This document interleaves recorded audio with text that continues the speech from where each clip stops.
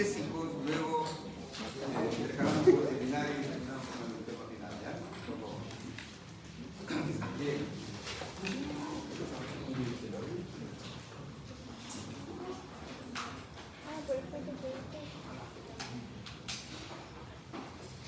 Ya les había mencionado en alguna ocasión que el tema de anestésicos, en verdad, al menos referido a los anestésicos generales, no nos debería interesar, porque es algo que no lo va a manejar el médico que sale de la facultad de medicina. Cuando accede a una especialidad que es la anestesiología, cuando recién se vuelve un anestesiólogo, se interesará por este tema.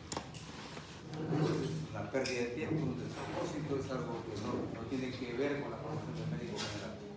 Interpretenlo así. Aún así, por ser parte de la carga académica, vamos a hacer una referencia muy puntual, ¿no? Casi como un comentario, por favor. Y no crean que es una cuestión de animadversión por la anestesiología, sino porque incluso jóvenes me lo doy una opinión muy personal, pero, si un médico que sale con el título de médico cirujano tiene que atender, ojalá la mayor parte del problema de salud que hay en la comunidad, se supone que tiene que ir a hacer, digamos, ejercicio de la preparación médico-clínica que ha recibido y por lo tanto atender problemas de salud. Esa es la responsabilidad del médico cirujano. Si yo en mi vida profesional de médico no atiendo ningún paciente, ¿seguiré siendo médico? Esa es una realidad, joven. Repito, solamente les estoy aclarando el panorama de que aquel que opta por la especialidad de anestesiólogo, en verdad, va a reducir su profesión a nivel personal a solamente estar operando máquinas en una sala de operaciones. No tiene la oportunidad de manejar ningún problema de salud en su vida de médico. Deja, por lo tanto, de ser médico. Es un desperdicio que haya estudiado medicina. Porque podría tranquilamente calificarse como un proceso técnico para que maneje todos los equipos de fisiología. Fundamentos sí se acabó suficiente para ello. Pero que desperdicie 7 años, 8 años, 9 años de formación médica para después no hacer medicina, eso les parece algo irracional. Piénsenlo bien, jóvenes, si quieren optar por eso. Además, como voy a mencionar ahí, desgraciadamente, nuestro sistema de salud hace gala de un menosprecio por la vida de los pacientes, perdón, por la vida de los médicos, que es increíble. Ahora sabemos, sin lugar a duda, que la exposición permanente todos los días del anestesiólogo a los gases anestésicos y a los líquidos volátiles anestésicos se sabe que causan casi irremediablemente procesos cancerosos, no solamente hepáticos por el metabolismo de las sustancias realmente tóxicas que son los anestésicos, sino por la generación de cánceres, y cánceres de tipo fatal, en verdad, de tejido mieloide, de leucemias. Es catastrófico, jóvenes, que cada año estén muriéndose, casi siempre cada año, cuando menos un anestesiólogo. Y eso podría evitarse, ¿saben cómo?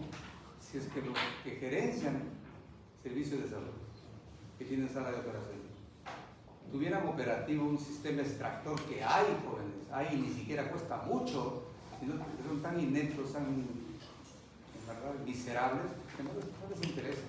Casi todos, si no todos, los grandes hospitales que tienen salas quirúrgicas que funcionan todo el día, tienen su sistema extractor de gases anestésicos malogrado, descompuesto, y no se les da la gana por repararlo.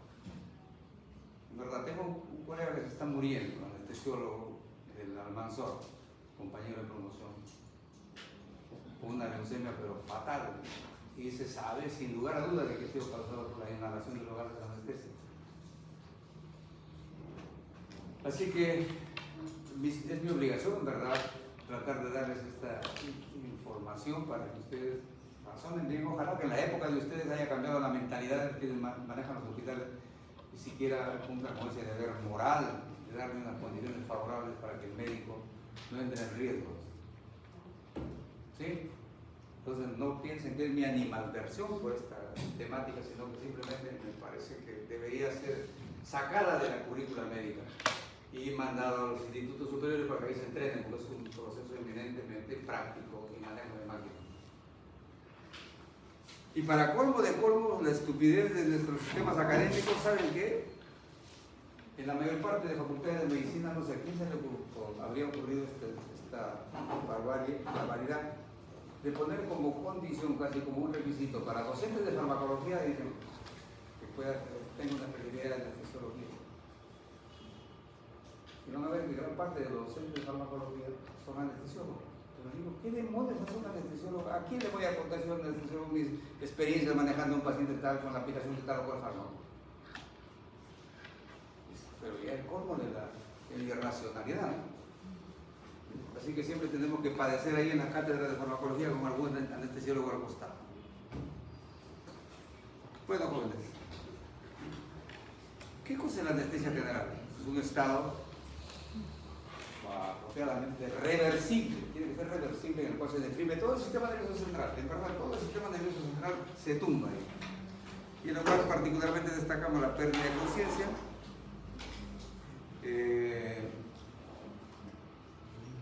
que se manifiesta por hipnosis, un sueño inducido, también la sensibilidad a la emergencia, pues la emergencia obviamente tiene que suprimirse el dolor, porque si no, no soportarían el acto quirúrgico los pacientes. Y a propósito de eso, les comento, toda la vida ha habido anestésicos generales y locales. Existía la anestesia antes de que se convierta en hacer prácticas médicas. Los anestésicos son prácticamente recientes. Antes, ¿cómo se operaban a los pacientes? Se hacían intervenciones quirúrgicas, pero ¿cómo que los operaban? Los embriagaban con alcohol, pero el alcohol no es un anestésico, quita un nivel de conciencia, pero el dolor se siente prácticamente de la misma intensidad y gravedad. ¿Qué hacían? Fijaban a los pobres pacientes, realmente con 4 forzudos ahí, de ambos miembros, y los sometían a la camilla, que tendrían, y el cirujano operaba. Luego había un altísimo rango de mortalidad por esa persona. Era brutalmente, digamos, los resultados que se le ocurrían con estos procedimientos quirúrgicos sin anestesia. Entonces, ¿quiénes inventaron los anestésicos? Son los odontólogos. Hay que agradecerles. Los odontólogos estudiaron anestesia. Y bueno, pues luego ha ido evolucionando favorablemente y tenemos anestésicos bastante seguros para el paciente, porque va a estar pues, unas horitas operando, pero para el anestesista que está toda su vida inhalando, incorporando en todo caso esos anestésicos, ahí están las consecuencias que les decía. Bueno, entonces hay ausencia de dolor, motilidad e incluso de los reflejos. Los reflejos, por si acaso, jovencitos, son vitales, son imprescindibles para poder sobrevivir. Nos alertan y nos ayudan a ponernos al tanto de los riesgos que estamos pasando. Entonces, imagínense un reflejo tan sencillo como es la náusea y el vómito. Puede ser catastrófico en un acto quirúrgico.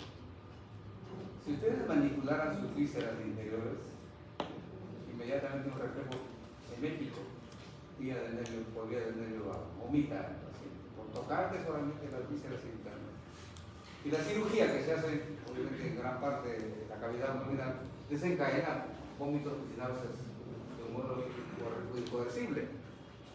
Entonces el anestesiólogo tiene que tratar de suprimir ese tipo de reflejos. Eso sería una complicación fatal que ocurre esto. Estos reflejos. Entonces tiene que abolirse. Tenemos 2 tipos de anestésicos generales, inhalatorios y endovenosos. Y de los líquidos que son vaporizados y luego son inhalados por el paciente, tenemos alguna clasificación. Los líquidos volátiles, por ejemplo, incluyen los éteres. Los éteres incluyen... ¿Qué pasó? Eso no hizo nada. ¿Qué pasó? No hizo nada. ¿Qué puede haber pasado? ¿Alguien puede dar una negrita?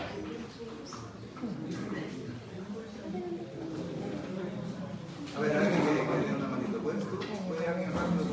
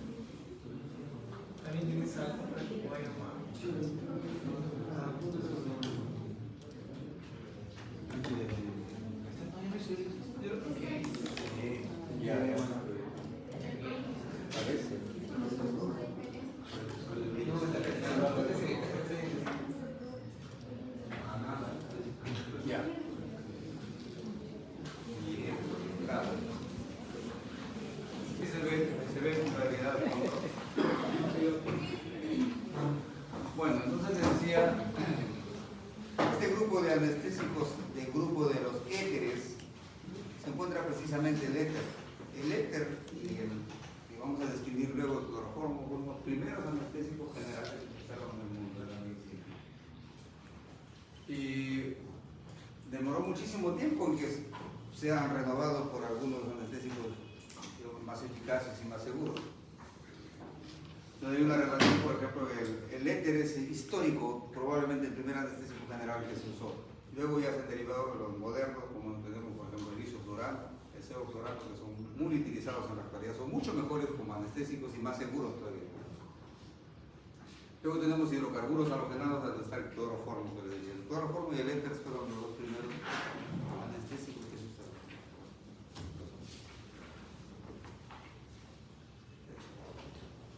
Entonces, el famoso cloroformo. Bien. Luego los halogenados, donde el halotano también es muy usado en la actualidad. Y después los líquidos volátiles fueron reemplazados por los gases anestésicos, no reemplazados, sino complementados. Los gases anestésicos, donde tal vez el más conocido es el óxido nitroso, que es excelente como anestésico, pero tiene un detalle, un efecto colateral medio raro, por eso le llaman gas hilarante, porque el paciente en algún momento de la anestesia general resulta sin causa identificable riéndose, pero de un modo brutal, escandaloso, y no hay forma de que se pare. Por eso se llama gas hilarante. El paciente se destornilla de risa. Y obviamente, imagínense que esté riéndose postoperado, es muy difícil de controlar eso, ¿no? Bueno, después surgieron en el mercado los famosos anestésicos generales endovenosos, ya no inhalatorios, ya no gases, sino endovenosos. Y ahí destacan el tiopental, que es un barbitúrico. Posiblemente, miren ustedes, del grupo de barbitúricos que se usaban muchísimo antes, como ansiolíticos, particularmente hipnóticos,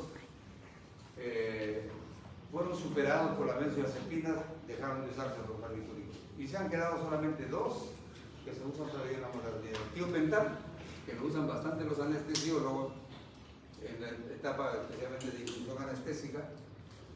Bueno, ese, para todos los casos. Tiopental. Todavía lo usan los anestesiólogos. En la etapa de inducción de la anestesia. La inducción significa la primera fase en la cual se le va a relajar al paciente para que después ya pueda hacer la intervención quirúrgica mayor.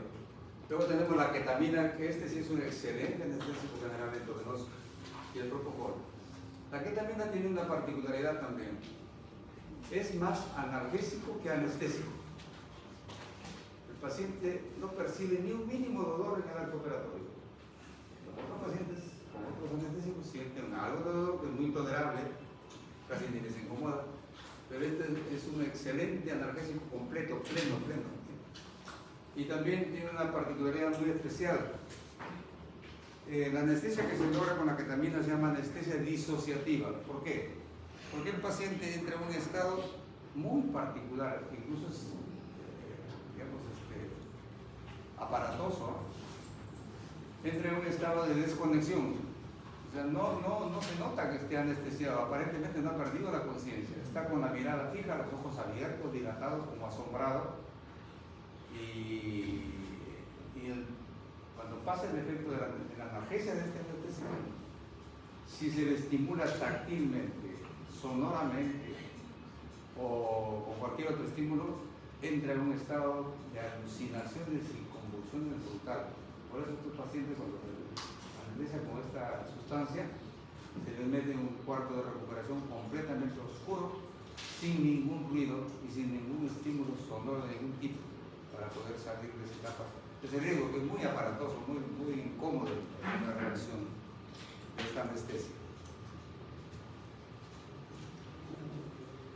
En esta lámina solamente está para que vean ustedes la comparación de los anestésicos, al menos más conocidos, de acuerdo a su potencia anestésica y a la liposolubilidad. La liposolubilidad que indica el grado de adherirse y penetrar la membrana celular de la neurona y por lo tanto de activar su efecto anestésico.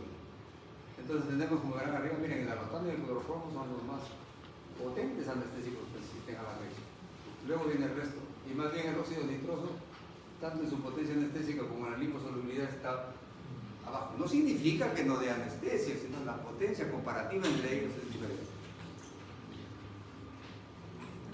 Bueno, y los anestésicos locales sí hay que tratarlo con más detenimiento, porque sí estos cotidianamente lo vamos a usar. Siempre es rutinario de que tengamos que hacer una pequeña intervención, ¿no? En una cita de anestesia general, solo local, y para eso tenemos una serie de fármacos. Entonces, como dice ahí, sus propiedades generales se unen irreversiblemente al receptor específico de los conductos de sodio. Esto se refiere a la bomba sodio-potasio. A ese nivel actúa el anestésico local. Bloquean los movimientos iónicos, entonces estos iones como el sodio y el potasio, y de ahí se afectan todas las estructuras que tienen potencial de acción funcional. Entonces de ahí podemos deducir, obviamente, que en el tejido neurológico pues, hay un potencial de acción y que se transmite, ¿cierto? Como un impulso. ¿En qué otros órganos también tenemos potencial de acción que se transmite casi como, digamos, si fuera una neurona? Aparte del músculo grande, el corazón, joven. Entonces, por eso los anestésicos locales son muy activos en la transmisión del impulso cardíaco, pueden bloquearlo o incluso mejorarlo. Por eso anestésicos como la lidocaína se usan como antiarrítmicos. ¿Sí?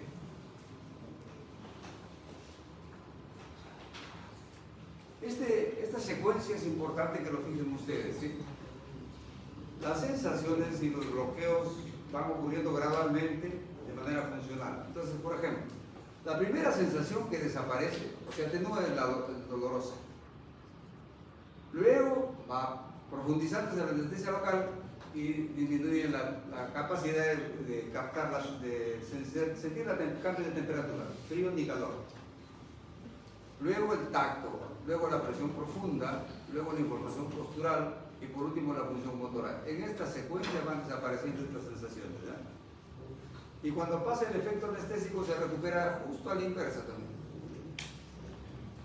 Es una secuencia que es rígida con todos los anestésicos locales.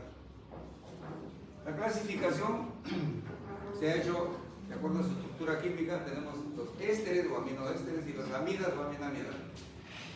El anestésico más histórico que hay, el anestésico local más conocido y el más usado, no solamente como anestésico, sino que ahora de manera, ya digamos, peligrosa, como adictivo a la cocaína. Tiene un potente efecto anestésico local, tiene peso central también, ¿cierto? Y los demás de acá. Y en las aminamidas tenemos a la lidocaína. Este es el anestésico local universalmente más usado que existe en nuestro mundo, ¿sí? Y es evidentemente como anestésico más potente que la lidocaína y más seguro, e incluso obviamente no induce a la adicción ni a la tolerancia. Y los demás que son derivados ya modernos. Entonces tenemos los ésteres y las amidas, por ejemplo. Los anestésicos locales tienen efectos secundarios, obviamente que sí, y eso está referido fundamentalmente a un mecanismo de acción. Entonces, si sabemos que alteran la transmisión de impulso en todo tejido que tenga esta funcionalidad, no solamente van a alterarse en el tejido nervioso, que vamos a bloquear, sino también órganos como el corazón e incluso los músculos en general, ¿sí? Bueno, hay, por favor, hipersensibilidad, o si quieren ustedes, alergia a los anestésicos locales, que por fortuna no son muy frecuentes, pero sí hay algunos casos en los cuales se pueden despertar siguiendo ataques traumáticos severos con el anestésico local. Solamente para aplicarlo en alguna sutura no puede desencadenar esta reacción. Estos fenómenos de hipersensibilidad son más comunes con los ésteres, donde está la familia de la cocaína, como siempre. La lidocaína no produce tanto ese riesgo. Ahí está precisamente la lidocaína. Es el prototipo de los anestésicos locales. ¿Sí? Su duración de acción es de 30 a 60 minutos, o sea, nos puede dar media hora hasta una hora de tiempo para trabajar en una herida. Pero recordemos que hay heridas tan contaminadas que requieren una exquisita asepsia y eso nos lleva casi todo el tiempo que utiliza como si quisiéramos, digamos, hacer del dolor a paciente. Bueno, ¿qué podemos decir ahí? Más es que la epinefrina, ya lo hemos repetido varias veces, por su efecto vasoconstrictor, cuando se asocia a la anestesia local, permite que dure más tiempo ahí, nos da más seguridad y duración de la acción anestésica. Tiene varias presentaciones para usos oftálmicos, por ejemplo, mucosas, transdérmicas. Por ejemplo, hay un parche que se usa con cierta frecuencia en la neuralgia postherpética. Creo que les he mencionado varias veces sobre la neuralgia postherpética. La complicación del herpes zóster, que es una enfermedad aguda con erupciones cutáneas, generalmente en dermatomas del dorso, aunque puede haber también en el globo ocular, y que en algunos pacientes no se sabe bien va a derivar en la famosa. Joven, ¿me entiende? ¿Qué pasó? ¿Por qué hay algo que se están contando? Si están haciendo algún chiste, compártanlo para reírlos todos, ¿sí? Por favor, atiendan, por favor. ¿Por qué le estoy insistiendo que atiendan? ¿Saben por qué? Porque en verdad no acaba de pasarme el malestar que tengo por las notas tan bajas que digo en estos exámenes. Y no solamente en el grupo que trabajo conmigo, sino en el grupo de prensa, de igual manera, que parece que peor. Y les confieso, cuando ustedes me atosigaban casi preguntándome, ¿de qué va a venir el examen? ¿De sus clases? ¿Del Gurman? ¿De qué? Segunda, demasiado, casi sinfón, así.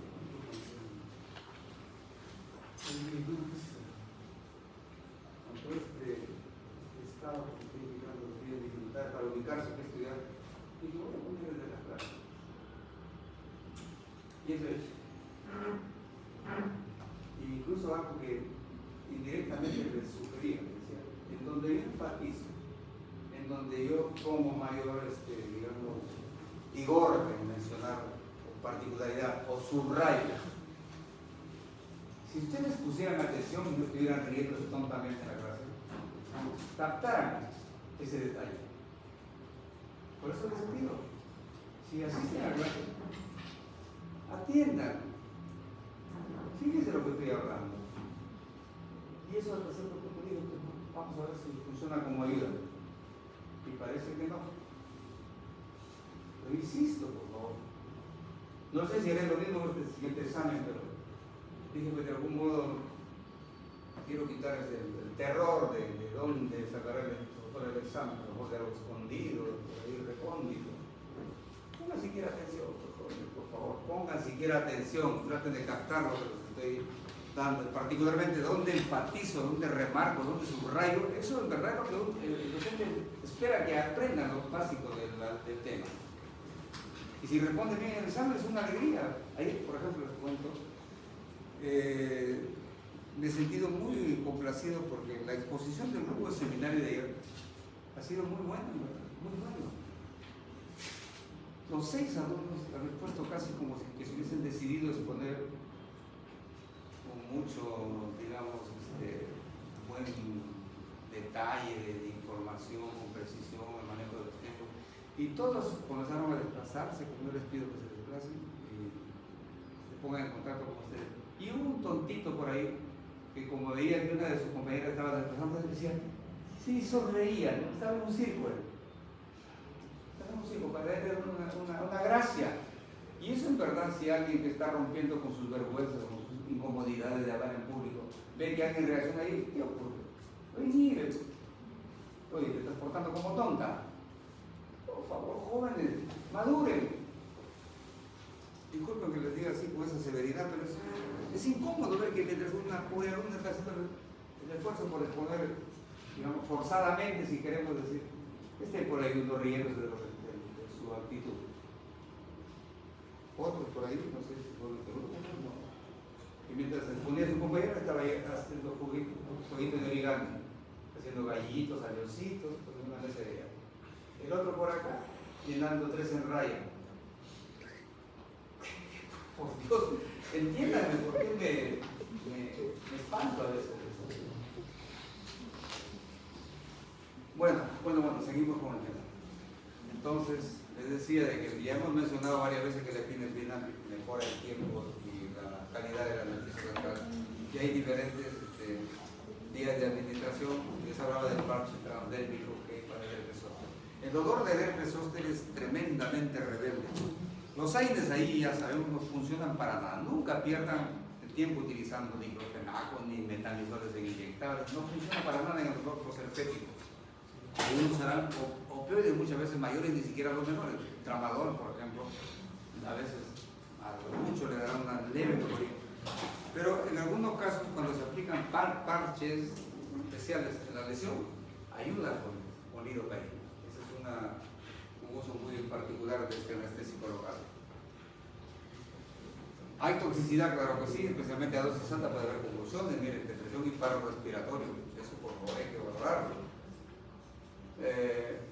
¿Qué usos tienen especialmente la lidocaína cuando necesitamos una pequeña intervención que hacer, generalmente superficial y que no necesite mucho tiempo de acción, el tiempo de actividad que tiene?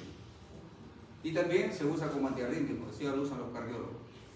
La bupivacaína, que es más moderna que la lidocaína, dura mucho más también. Entonces hemos visto que la lidocaína 60 minutos generalmente actúa por 40 minutos para un promedio de actividad. La bupivacaína viene 120 a 240 minutos. ¿No? 240 minutos, ¿cuántas horas es? 4. Hasta 4 horas nos permite trabajar. Y es, en verdad, muy buen anestésico, que ahora se prefiere, muchos anestesiólogos lo prefieren a la lidocaína. Pero este es el gran problema. La cardiotoxicidad que produce es más probable con bupivacaína que con lidocaína. Y muchas veces es fatal cuando, particularmente cuando la administración es endovenosamente inadvertida. Y eso, por favor, a veces cuando vamos a suturar una herida común, cualquiera, de piel, por ejemplo, o una fractura, entonces nos vemos surgidos a utilizar anestesia local ahí, inyectar lidocaína. Pero nunca cometan el error de no verificar que la aguja que están, digamos, infiltrando no esté en un vaso sanguíneo. ¿Cómo harían para darse cuenta si está o no está en un vaso sanguíneo? Respira. Eso, no olviden nunca, por favor, por más apurado que esté, de no succionar previamente. Porque si succionan y está ascendiendo sangre, están en un vaso sanguíneo. Y ahí el efecto tóxico del anestésico, si le inyectan endovenoso rápido, es fatal, es fatal, por favor. Entonces, no se olviden de esta recomendación. Cualquier problema que vayan a infiltrar pequeñísima cantidad, por favor, siempre aspiren y estén seguros de que no están dentro de un lecho vascular, ¿sí? Bueno, hay otros anestésicos locales, estos son prácticamente modernos. Por ejemplo, la bupivacaína es casi reciencito y parece muy buen prospecto. Y ahí están los usos clínicos. Para anestesiar mucosas y piel tenemos particularmente la lidocaína, la diclonida y la pramoxina. Hay problemas de salud, por ejemplo, no sé si ustedes habrán sufrido, creo que esto es bastante común, las aftas. Las aftas son úlceras de la mucosa bucal, que son muy dolorosas, muy incómodas, no permiten ni comer. Todo es preparado en cremas o líquidos, anestésico local, y ayuda mucho en eso. Para uso oftalmológico, que también en las intervenciones oculares, con los procesos oculares no se puede usar así nomás cualquier fármaco, es muy sensible el globo ocular, ¿sí? Entonces ahí destacan la proparacaína y la tetracaína como anestésicos para usar en el globo ocular. Y bueno, en la anestesia tópica usamos generalmente tetracaína, lidocaína, en estas concentraciones de 2 a 10% máximo. Cocaína incluso se usa, especialmente para las mucosas nasales, faringeas, la boca, la faringe y el oído. El oído, por si acaso, al menos a nivel timpánico, es uno de los dolores más intensos que hay. No sé si alguna vez han tenido otitis ustedes. Bárbaro. Es severísimo el dolor de oído y necesita a veces anestésicos tópicos. Y la anestesia por infiltración, ahí obviamente el más usado es la lidocaína, luego la procaína, en esas concentraciones de la bupivacaína. Y nuevamente estamos remarcando ahí que puede coactivarse con vasoconstrictores como la adrenalina, ¿no? Ahora, hay algunas técnicas que utilizan los anestesiólogos y también lo podemos aprender nosotros los médicos generales, como médicos cirujanos. Podemos hacer bloqueo nervioso, claro que sí, pero se necesita mucha experticia. Tenemos que reconocer anatómicamente dónde está el trayecto nervioso. Y a ciegas o de ciegas, tenemos que inyectar alrededor del tronco nervioso. Una vez que anestesiamos el tronco nervioso, todo el área de inervación se se anestesia. ¿Ya? Entonces no necesitamos estar infiltrando en varias partes, solamente ubico, por ejemplo, acá está el nervio, ¿cómo se llama el nervio que está por acá? ¿Ah?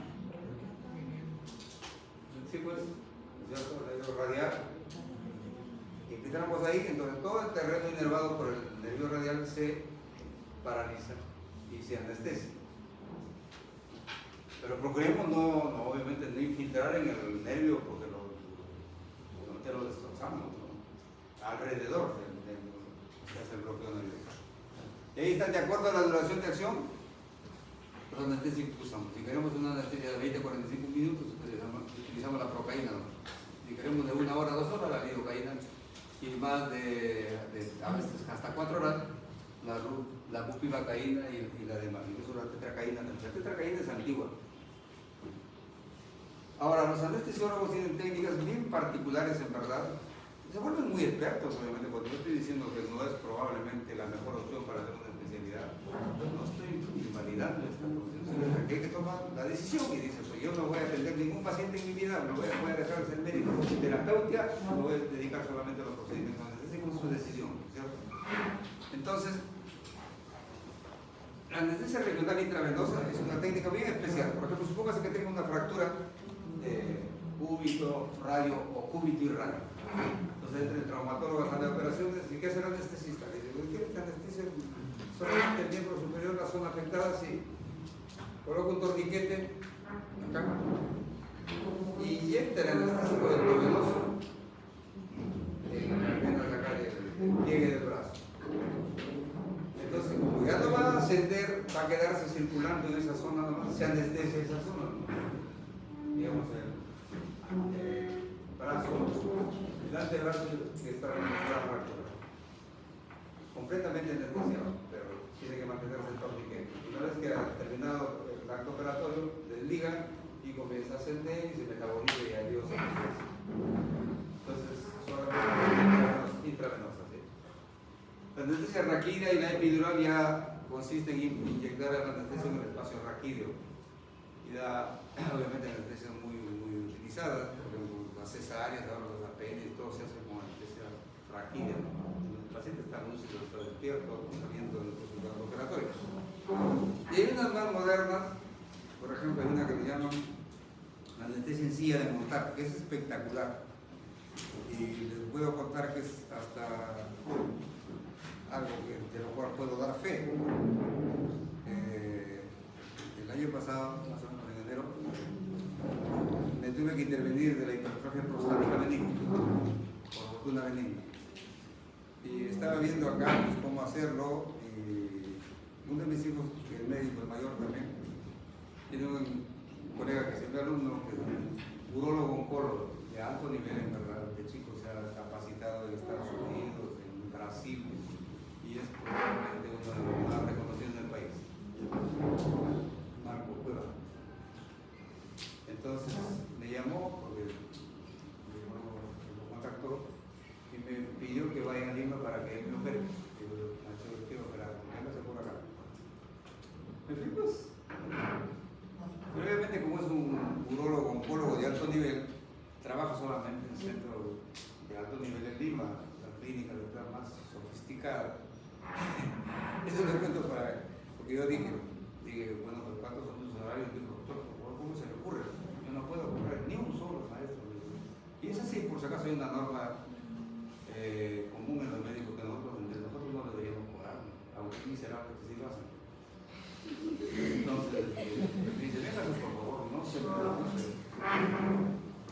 Pero este demonio, como trabaja en estas clínicas más sofisticadas de Lima, obviamente me preguntan estas clínicas, y ahí las clínicas, diablo, me aplicaron todo lo que saben cobrar por la habitación, por los equipos, todo el asunto. Y en sus ojos dando pegar. Menos mal que sin la mano de él, porque él cobra por estas indemnizaciones no menos de 20.000 soles. Pero me costó, sí, por el uso de la clínica 5.600 soles. Bueno, pues entonces es como una anécdota. Pero lo espectacular fue el acto operatorio. Yo estaba pues, en la camilla ahí en la sala de operaciones y le presento aquí el anestesiólogo, un jovencito recién salido de la residencia. Me dice, es un maestro en anestesiología militar, normalmente para usted. Bueno, pues sí, me colocó la anestesia aquí a nivel raquídeo y listo. Pasaron unos minutos y dice, bueno, ya está listo el paciente. Y yo para confirmar eso veía pues mi sensibilidad, comencé a pellizcarme las manos, y sentí el dolor, sentí la presión en tacto, los muslos igualitos. Le digo, un momentito, le digo, Marco, espérate, todavía no le coge la anestesia. Y se rió y dice, no, maestro, usted con una anestesia especial. Y me operaron, te juro que no sentí ninguna molestia, ni en el pre, ni en el operatorio, ni en el postoperatorio, ninguna molestia, una maravilla, ¿verdad? Y me dijo, le digo, ¿qué anestesia me han puesto? Se llama en silla de montar, donde solamente, así en triángulo, la anestesia. Y pudieron trabajar con todo el tiempo posible. Excelente, excelente la técnica.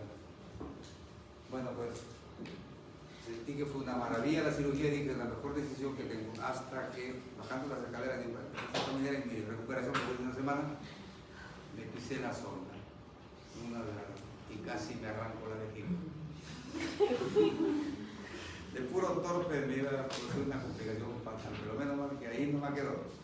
Bueno, entonces les contaba esa anécdota para decirle que sí, pues ahí actualmente ya tengo la moderna brillante, ¿verdad? Y me parece una maravilla.